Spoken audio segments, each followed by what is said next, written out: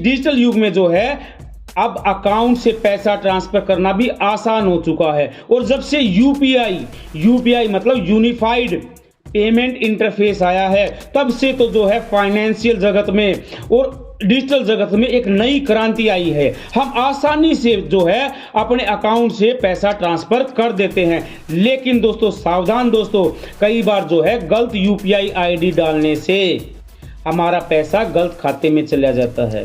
तो दोस्तों आज वो तरीके मैं आपको बताऊंगा कि अगर यूपीआई से गलत आईडी पे आपका पैसा ट्रांसफर हो चुका है तो दोस्तों उसका समाधान जो है आप कैसे कर सकते हो। तो दोस्तों इसके 4 तरीके हैं। सबसे पहले तो अगर आपका कोई ट्रांसफर ऐसा हुआ है जो गलत यूपीआई आईडी में गया है, तो सबसे पहले जो आपका सर्विस प्रोवाइडर है उससे रिक्वेस्ट करें, उससे टोल फ्री नंबर पर जो है रिक्वेस्ट करें या उसको ईमेल करें या उसको एसएमएस करें। सर्विस प्रोवाइडर का मतलब जैसे आपने गूगल पे से, फोन पे से, पेटीएम से, यूपीआई से या किसी बैंक के ऐप से अगर आपने जो है पैसा ट्रांसफर किया है और वो गलत आईडी में चला गया, गलत यूपीआई आईडी मेंशन करने से वो पैसा चला गया, तो सबसे पहले तो आप अपने सर्विस प्रोवाइडर से जो है कांटेक्ट करें और वहां जाके अपनी कंप्लेंट जो है वो दर्ज करवाएं। तो ज़्यादातर केसों में तो जो है आपका सर्विस प्रोवाइडर जो है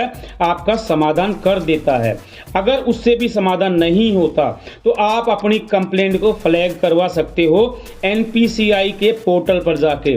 दोस्तों एनपीसीआई जो है, जितने भी ये डिजिटल मोड है, ये सब एनपीसीआई जो है national payment corporation of India he develop करता है। यूपीआई भी इसी का जो है एक टूल है।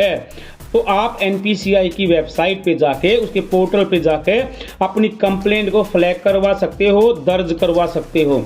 इसके लिए आपको एनपीसीआई के ऑथराइज पोर्टल पर जाना होगा और उस पर एक टैब है व्हाट वी डू टैब पे जो है आपको क्लिक करना होगा।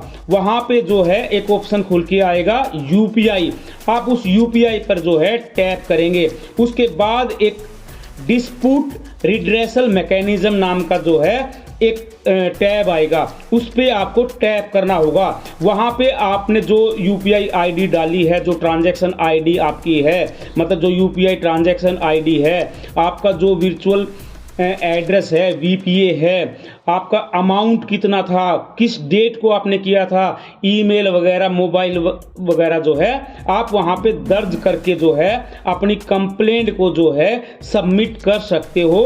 तो दोस्तों दूसरा तरीका क्या है, एनपीसीआई के पोर्टल पर जाकर। तीसरा तरीका यह है कि जिस बैंक में आपका खाता है उस बैंक के टोल फ्री नंबर पर जो आकर या उस बैंक की शाखा में जाके आप अपनी कंप्लेंट दर्ज करवा सकते हो।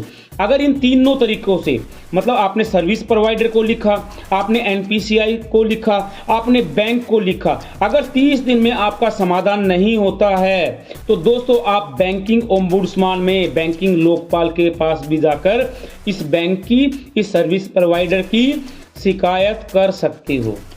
तो दोस्तों 4 आसान तरीके हैं। सबसे पहले तो आपने जिस भी सर्विस प्रोवाइडर से, जैसे गूगल पे, पेटीएम वगैरह, फोन पे से जो भी है आपने ट्रांजैक्शन की है, आपको उस सर्विस प्रोवाइडर को लिखना होगा। वहाँ पे उसके टोल फ्री नंबर पे अपनी शिकायत दर्ज करवानी होगी।